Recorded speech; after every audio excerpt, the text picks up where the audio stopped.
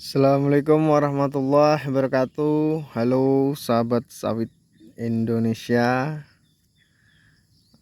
Bagaimana kabarnya eh, di bulan suci Ramadan ini ya teman-teman? Apakah masih semangat berpuasa atau ada yang sudah bolong sampai hari ke 17 ini puasa? Apakah ada yang bolong teman-teman? Ya, hari ini saya sedang berada di kebun ya teman-teman. Pada sore hari ini, dan ini saya sebenarnya juga baru pulang dari kantor. Kita sempatkan ke kebun melihat kondisi pertumbuhan kelapa sawit yang ada di kebun ini. Ini baru beranjak umur kurang lebihnya 16 bulan ya teman-teman, pasca penanaman. Nah, bisa dilihat kondisinya alhamdulillah juga sudah mulai membesar. Bisa dilihat, nanti kita akan ke sana.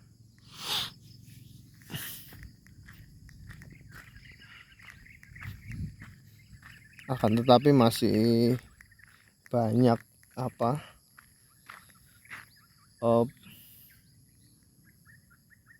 kekurangan ya teman-teman, baik itu karena saya sekarang ini tidak sering lagi atau tidak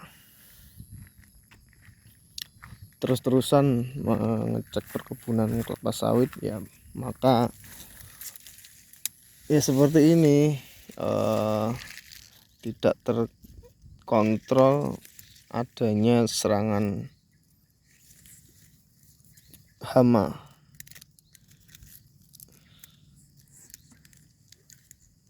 Nah, ini contoh kondisinya terkena serangan hama yang baik di kumbang tanduk. Kemarin kita sudah mengasihkan furadan ya teman-teman, untuk mengantisipasi agar supaya tidak mengalami kebusukan pada batang tanaman sawit ini. Karena kenapa ya, memang karena kalau sudah kondisinya membusuk atau memprihatinkan di akar tengah batang ini, maka kondisi sawit bisa terancam kematian dan tidak bisa tumbuh lagi nanti jika tidak teman-teman atau yang mempunyai kebun tidak diperhatikan perkebunan kelapa sawitnya, maka akan fatal ya teman-teman, dan jelas akan mengalami kerugian. Apalagi yang teman-teman sekalian tanam itu bibit unggul, sayang sekali jika tidak dirawat. Nah, memang ini sudah berapa bulan, sudah hampir 3 bulan belum kita kasih pemupukan lagi.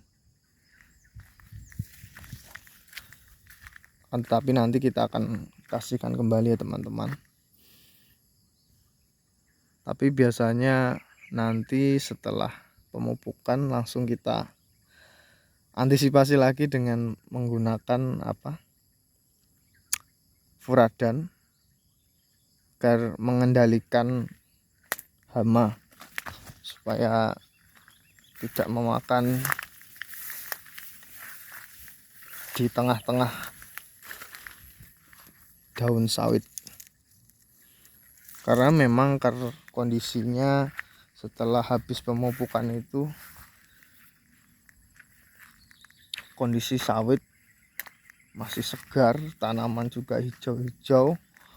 Apabila tidak dikendalikan atau tidak kita kasih furadan ya teman-teman, itu akan mengundang berbagai macam hama, terutama yang paling khususnya untuk hama kumbang tanduk ini yang di umur-umur segini masih sangat rawan ya teman-teman, sangat rawan. Nah contohnya seperti itu, kemarin dimakan tapi kita sudah antisipasi, mudahan cepat sembuh. Itu sangat rawan.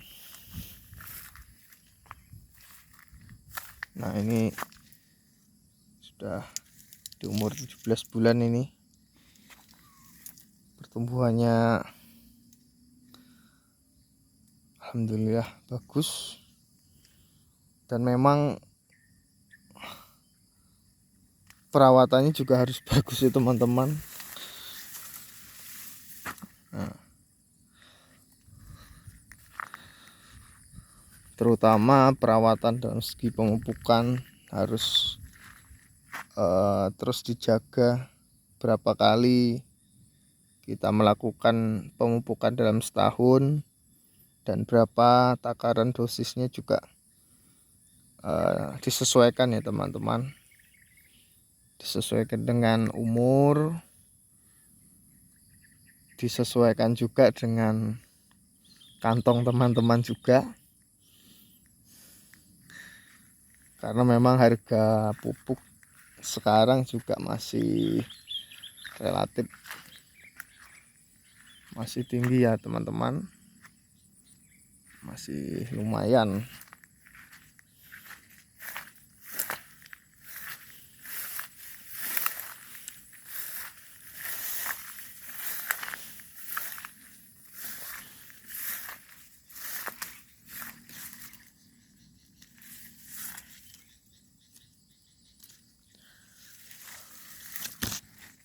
Itu juga tuh.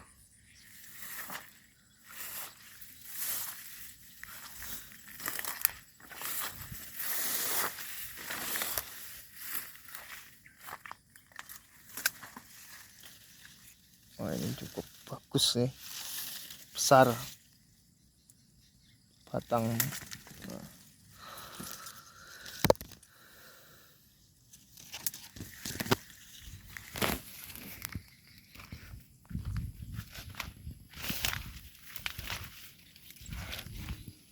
Ini tanaman sawit umur 16 bulan.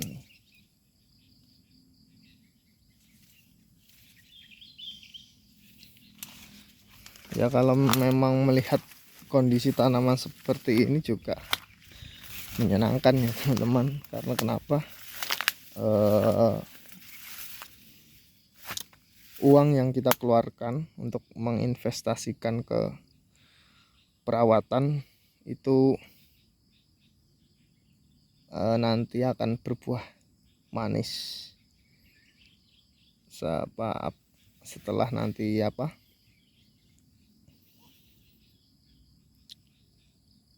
kondisi sudah mulai panen perdana dan melihat kondisi sawit yang perkembangannya cukup bagus, kita juga yang nyata tidak sia-sia teman-teman mengeluarkan atau menginvestasikan ke tanaman sawit, karena kemungkinan kedepannya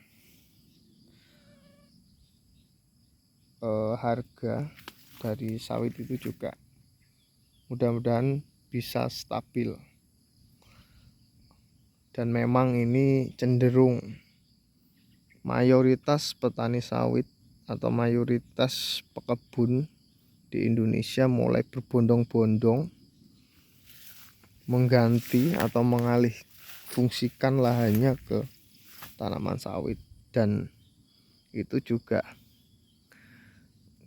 nanti wanti-wanti juga ya teman-teman, karena kenapa kondisi yang demikian masifnya penanaman sawit di Indonesia itu akan mempengaruhi harga sawit itu tersendiri. Karena kenapa? Ya, Indonesia itu penghasil sawit nomor 1 di dunia, dan yang jadi wanti-wanti itu karena dari Uni Eropa penyetopan CPO untuk sawit. Nah, itu mudah-mudahan pemerintah Indonesia nanti bisa cukup bijak mengambil kebijakan terkait harga CPO khususnya untuk sawit. Ya, tidak usah muluk-muluk kalaunya petani atau pengusaha di bidang perkebunan kelapa sawit itu harga stabil saja juga cukup bagus ya teman-teman. Dilihat dari kondisi harga yang sekarang itu masih kisaran di angka 2000, itu juga masih atau cukup tinggi ya teman-teman. Stabilnya itu kemungkinan di harga pasaran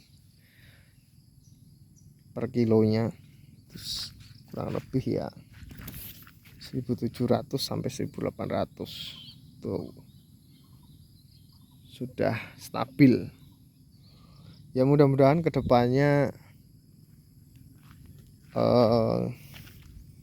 pemerintah Indonesia juga dalam menetapkan harga CPO dunia atau minyak sawit itu punya harga tersendiri, karena memang Indonesia juga penghasil minyak kelapa sawit terbesar di dunia dan tidak bergantung terhadap negara tetangga kita yaitu negara Malaysia, yang acuan harga komoditas minyak kelapa sawit di dunia itu Indonesia masih mengacu di harga sawit Malaysia ya teman-teman. Ya, mudah-mudahan nanti bisa mengambil kebijakan yang nanti juga akan menguntungkan khususnya bagi petani sawit yang ada di Indonesia. Ya, mungkin itu ya teman-teman, sedikit sharing atau terkait ya sedikit pengetahuan saya, dan saya juga masih banyak sekali belajar, belum sepenuhnya mengetahui terkait perkebunan kelapa sawit itu sendiri, dan kita masih terus belajar. Ya, mungkin itu dulu ya teman-teman. Mungkin itu tadi pendapat saya terkait harga sawit ke depan akan cenderung seperti apa. Mudah-mudahan masih stabil harga sawit ke depan, karena memang kecenderungan mayoritas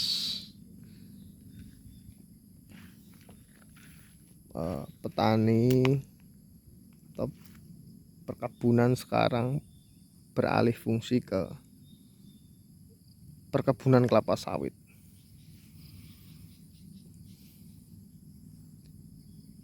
Ya, mungkin itu dulu. Saya ucapkan terima kasih yang sudah menonton serta like video saya atau share. Mungkin itu dulu. Assalamualaikum warahmatullahi wabarakatuh.